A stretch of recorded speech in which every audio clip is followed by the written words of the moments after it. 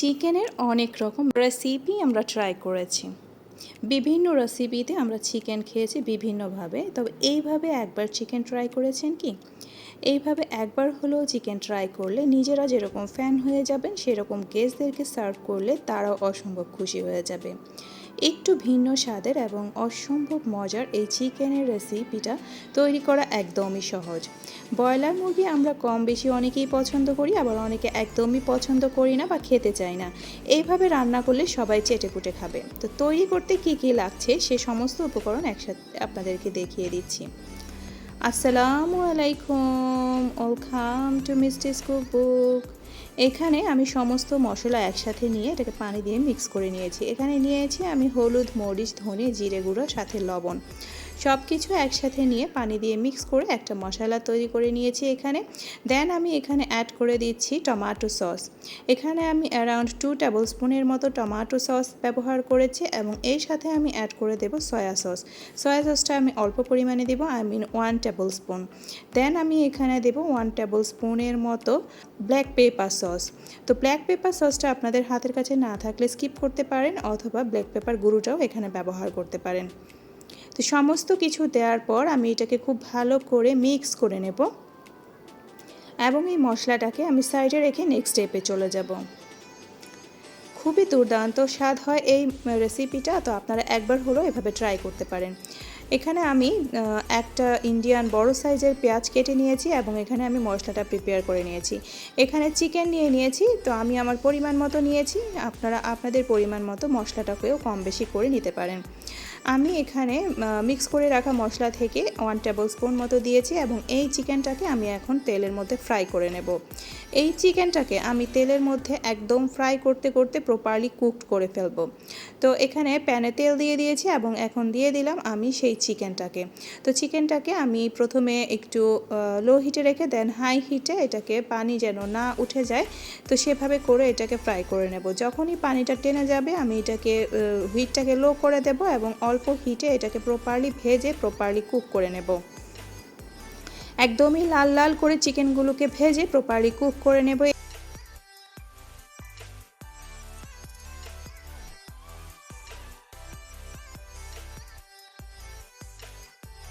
তো এইভাবে আমি এটাকে লো হিটে রেখে দেন হিট বাড়িয়ে দিয়ে অনেকটা সময় ধরে এটাকে ভেজে ভেজে লালচে লালচে করে ভেজে নেব। তো দেখতেই পাচ্ছেন এটা ধরে এসছে মনে হচ্ছে, বাট এই যে ধরে এসেছে এইটা এতটা মজার হয়, এইটা রান্না না করে খেলে আপনারা এটার টেস্টটা বুঝতে পারবেন না। অসম্ভব মজার এবং ভিন্ন রকম একটা স্বাদ এটাতে নিয়ে আসবে। তো আমি এখানে দেখতেই পাচ্ছেন চিকেনগুলোকে লাল লাল করে ভেজে নিয়েছি। তো এই পর্যায়ে আমি চিকেনগুলোকে তুলে নেব এবং নেক্সট স্টেপে চলে যাব। আপনারা চাইলে প্যানটাকে ওয়াশ করে কিংবা আমিও প্যানটাকে ওয়াশ করে অথবা অন্য কোনো প্যানে কুক করা যেত, কিন্তু এই যে এই ভাজা মশলাটা এইটার যে অসাধারণ একটা স্মেল এবং স্বাদ সেটা তাহলে পাওয়া যাবে না। আমি এ পর্যায়ে এই অল্প তেলেতেই দিয়ে দিয়েছি কেটে রাখা পেঁয়াজগুলো এবং এখানে দিয়ে দেবো একে একে সমস্ত গরম মশলা, দারচিনি, এলাচ, তেজপাতা, গোলমরিচ, লবঙ্গ।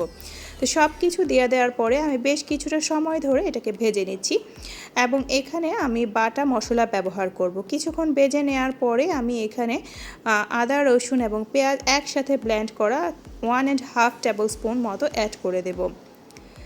তো এটাকে লো হিটে করতে হবে, যেহেতু এই প্যানটা আগে থেকেই চিকেন ভাজার ফলে এটা লেগে এসেছে, তো যেন পুড়ে না যায়। বাট এই ধরা মশলাটা দিয়ে এটা কুক করলে অসম্ভব মজা হয়। তো আমি এখানে দিয়ে দিলাম 1.5 টেবিল স্পুন মতো পেঁয়াজ, রসুন এবং আদার পেস্ট। তো আরও কিছু সময় এটাকে নেড়ে চেড়ে ভেজে নিচ্ছি। দেন আমি এখানে অ্যাড করে দেব আগে থেকে প্রিপেয়ার করে রাখা মশলাটা। তো এই পর্যায়ে দেখতেই পাচ্ছেন অলমোস্ট ভাজা হয়ে গেছে আমার সমস্ত মশলাগুলো। এখন আমি অ্যাড করে দেব এখানে আগে থেকে তৈরি করে রাখা হলুদ, মরিচ, ধনে, জিরে গুঁড়োর সেই মশলাটা।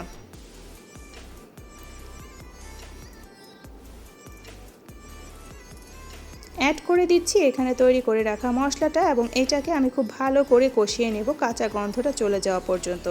এখানে আমি অফ ক্যামেরায় কিছুটা পানি অ্যাড করে দিয়েছিলাম, তো এটাকে আমি অনেকক্ষণ নেড়ে চেড়ে মশলাকে ভালো করে কষিয়ে নেব। যারা অলরেডি আমার চ্যানেলে সাবস্ক্রাইব করে আমার পাশে আছেন তাদেরকে জানাই অসংখ্য আন্তরিক ধন্যবাদ, শুভেচ্ছা এবং শুভকামনা।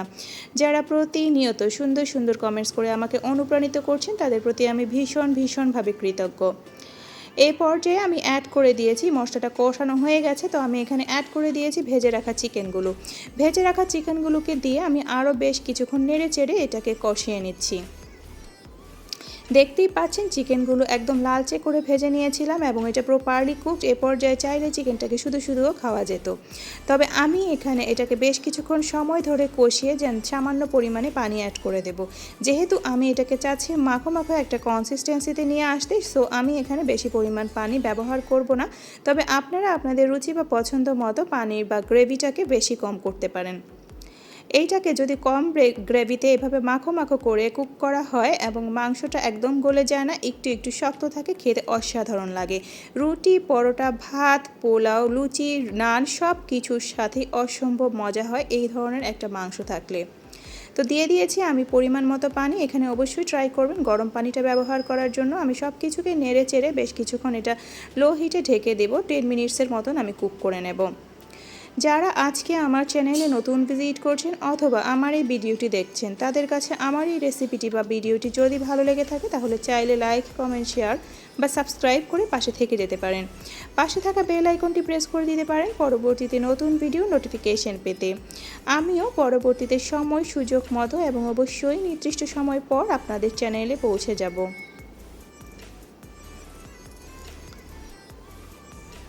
তো আমি এটাকে বেশ কিছুক্ষণ এভাবে নেড়ে চেড়ে ঢেকে দিয়েছিলাম এবং কিছুক্ষণ পর ফিরে এসেছি। দেখতেই পাচ্ছেন এটা কীরকম লুক এসছে। এই পর্যায়ে এটা অলমোস্ট হয়ে গেছে, আমি এটাকে সার্ভ করে দেব, কারণ যেহেতু এটা ভাজা মাংস আমি যখন এটাকে নামিয়ে নেব গ্রেভিটা আরও কমে যাবে। এই ধরনের একটা মাংসের রেসিপি থাকলে আপনি যে কোনোভাবেই এটাকে সার্ভ করতে পারবেন, খেতে পারবেন। লাইক এটাকে আপনারা নান, পরোটা, রুটি, লুচি অথবা ভাত বা পোলাও যে কোনো কিছুর সাথে এটা অসম্ভব মজা হয়। তাছাড়া এই ধরনের একটা চিকেন রেসিপি থাকলে চিকেনটাকেও শুধু খাওয়া যায়। দেখতেই পাচ্ছেন কি অসাধারণ লোক এসছে এবং অসম্ভব মজার হয়েছিল। তো আপনারাও একবার হলেও বাসায় এভাবে ট্রাই করতে পারেন। আই থিঙ্ক ভালো লাগবে, একটা নতুনত্ব আসবে মেনিউতে। তাছাড়া এটা আপনারা চাইলে এভাবে গেস্টদেরকেও সার্ভ করতে পারেন। নর্মালি আমরা ব্রয়লার চিকেনটাকে গেস্টদের সামনে দিতে চাই না বা দেই না, তো এইভাবে যদি কুক করে দেন সেই ক্ষেত্রে কিন্তু গেস্টরাও অসম্ভব খুশি হয়ে যাবে। তো মেনুতে একটু চেঞ্জেস আনার জন্য অথবা একটু ডিফারেন্ট একটা কিছু ট্রাই করতে চাইলে এই ধরনের একটা রেসিপি অবশ্যই মেনুতে অ্যাড করতে পারেন। আই থিঙ্ক আপনাদের কাছে ভালো লাগবে।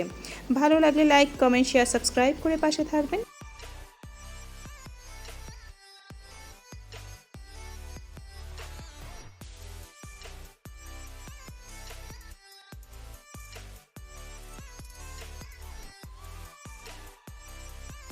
Thanks for watching. ভালো থাকবেন, সুস্থ থাকবেন। পরবর্তীতে আবারও চলে আসবেন নতুন কোনো ভিডিওর সাথে।